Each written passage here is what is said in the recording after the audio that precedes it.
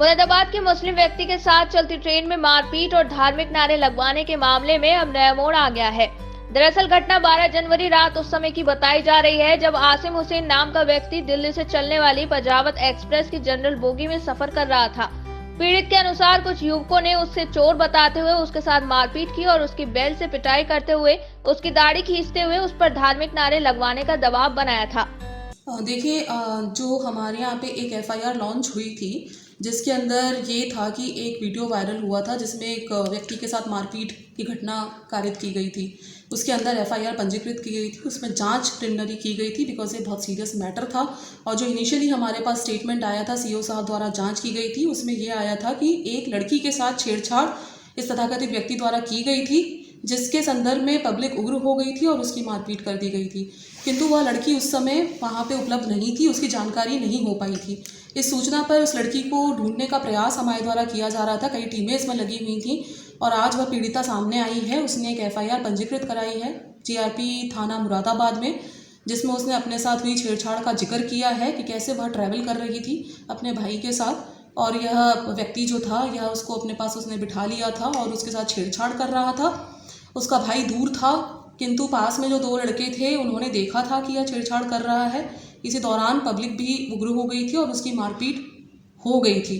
इस तरह से एक तहरीर उन्होंने जो है हमें दी है जिसके आधार पे 354 का मुकदमा जो है जीआरपी थाना मुरादाबाद द्वारा पंजीकृत किया गया है, आगे की कार्रवाई की जा रही है। मैडम, इसमें एक एंगल और सामने आया था कि धार्मिक नारे लगवाए गए, दाढ़ी खींची गई, ये किस तरह से क्या क्या कार्रवाई आपकी तरफ से हुई है? देखिए, इसमें उस दिन भी सीओ साहब की जांच में यह बात सामने आ चुकी थी कि इस तरह की धार्मिक नारों वाली कोई भी बात जो है वह नहीं पाई गई है और भी कुछ लोगों से बातचीत हुई और इस पीड़िता से भी हमने पूछा तो उसका भी यही कहना है कि इस तरह की कोई भी बात जो है इसमें अभी नहीं आई है। इस तरह की कोई बात वहाँ पे नहीं हुई थी, मात्र छेड़खानी के उस पर ही इसकी मारपीट कर दी गई थी। सिर्फ इतनी सी बात सामने आई है, उस तरह की कोई भी बात सामने नहीं आई है। पीड़िता कहाँ की है मैडम जिन्होंने एफआईआर कराई है? पीड़िता शाहजहाँपुर निवासी है। Thank you. वहीं मारपीट का वीडियो सोशल मीडिया पर वायरल होने के बाद जीआरपी ने 2 युवकों के खिलाफ मुकदमा दर्ज कर लिया था, लेकिन 3 दिन बाद जीआरपी ने अपनी जांच में पाया कि आसिम हुसैन ने सफर कर रही एक युवती के साथ छेड़छाड़ की थी, जिसके कारण युवती के परिजनों ने उसके साथ मारपीट की घटना को अंजाम दिया था।